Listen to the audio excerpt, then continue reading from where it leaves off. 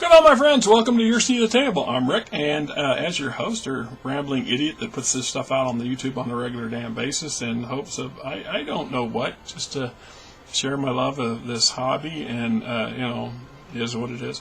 This is a PDF printout, obviously, of Technical Readout, or TRO, BattleTech Golden Century. This was graciously donated to me by a number of people. Actually got two separate PDF libraries in my possession. One's on this thumb drive I did a video of that somebody from Canada sent me. Their little page and stuff up there, but I'm not going to show you their addresses, and I'm very grateful for that. And then, of course, Mark, and I'll leave Mark's last name out of the equation. If he wants to introduce himself, that's on him. He has been graciously giving me access to a considerable source of material, and this came from that particular source, and he just recently informed me that there's another TRO that's been added, which I will be going to get, and then putting it in my list of things to get printed. I still have about a dozen or so books printed out, sitting out there that are either bound or unbound, yet to read and review for BattleTech. We are not by any means anywhere close to being done. I've also been kind of stagnated on this video on how the Duchy of Andria that I've been wanting to do. Part of my problem is, once again, is I don't have my XSplit program working, and I have not figured out anything except this basic program that we're using now to do videos with. So I can't add split screens, I can't add images and cut between things like I've been doing in the past, which I kind of miss doing. Even though I acknowledge they're not very, they're my attempt to get to be as professional production as possible within my limited means and my limited amount of time and my limited amount of patience when it comes to some of this stuff. Anyway, so much for me apologizing and not trying to drag crap out. Golden Century is an era that after the clans retake the Kerensky Cluster, as I understand it, and really start to come into their existence. And it's also after Kerensky himself Nicholas Kerensky is dead. So there's some positive notes for that, right? It just starts talking about the clans having a golden era, or of growth and development, mostly militarily speaking, because they didn't give a crap about anything. It didn't promote, protect, or empower the warrior case. Anything else was secondary or non-existent at all. Right? I don't want to read that introduction. So we get into things like the water elemental mining suit. So this would be the predecessor of what the clan battle suits would evolve out of, is my understanding.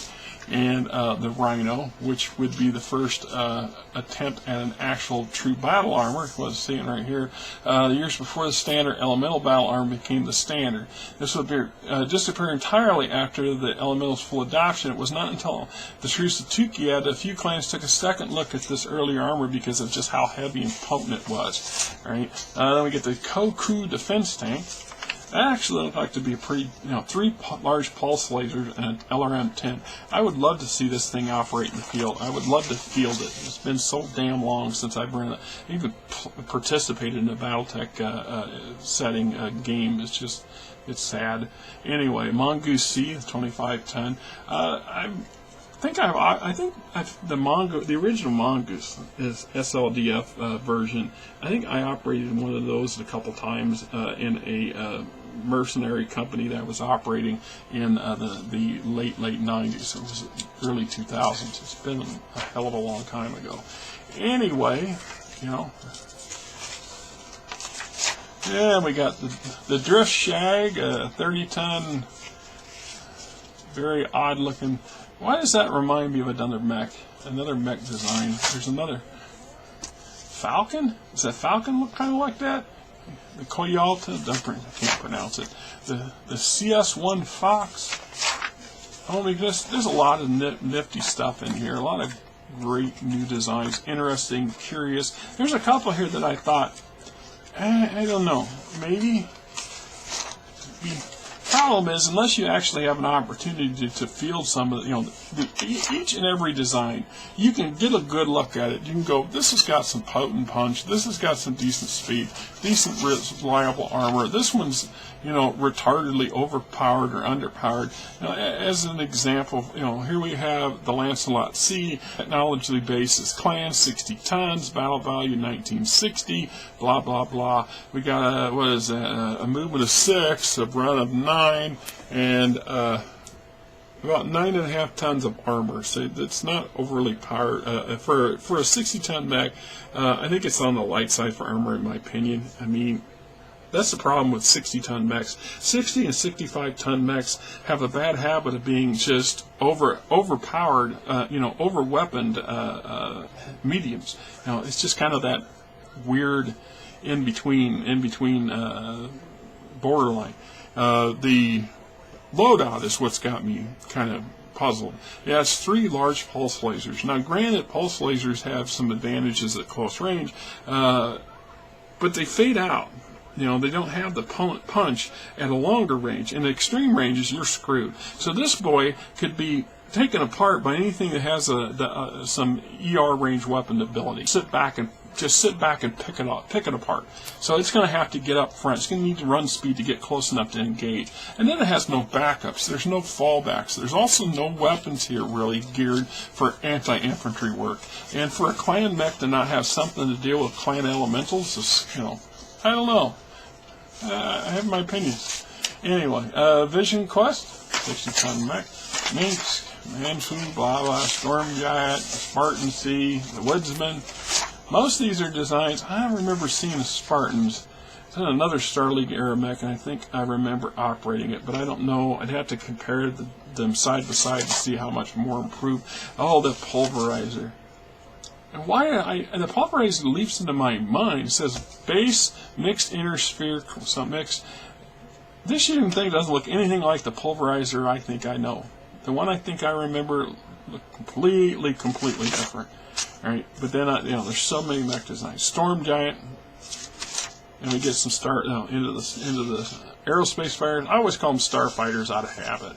And this is an element that gets underplayed in a lot of campaigns and a lot of BattleTech settings, really underplayed. And I understand why, because the big stompy robots is the whole show. This is just a sideshow. And there's some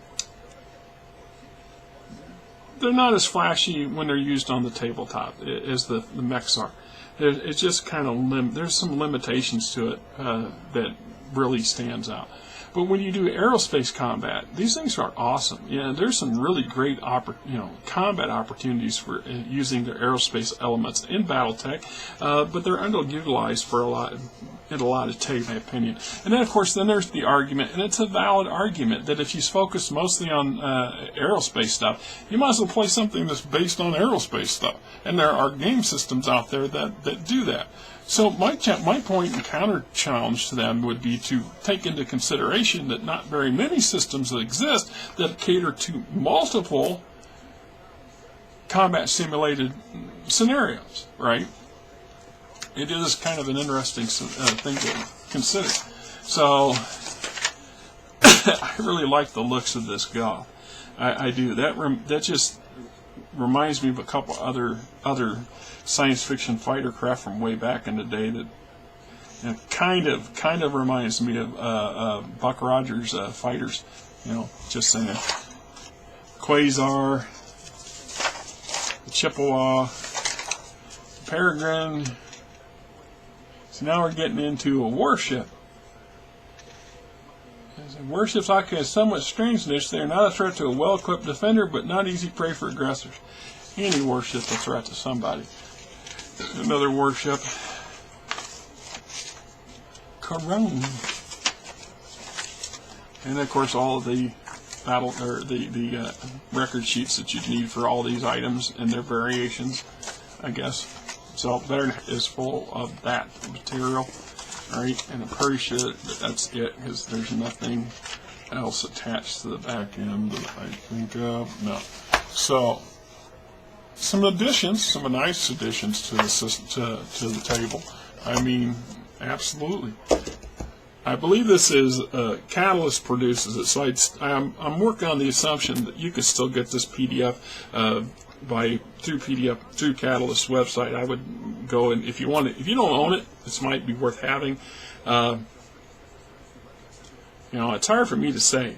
There's a lot of, it's not as thorough as and as expansive as many TROs are. So this is kind of like a TRO light, because if you look at the, we're talking actual craft and machinery. You've only got about 62 pages, and each item takes up two pages, so you only got about 30 entries in here compared to some of the other TROs that are 100 plus. Just saying. Anyways, not a bad TRO. Till next time, I'm Rick. You're not.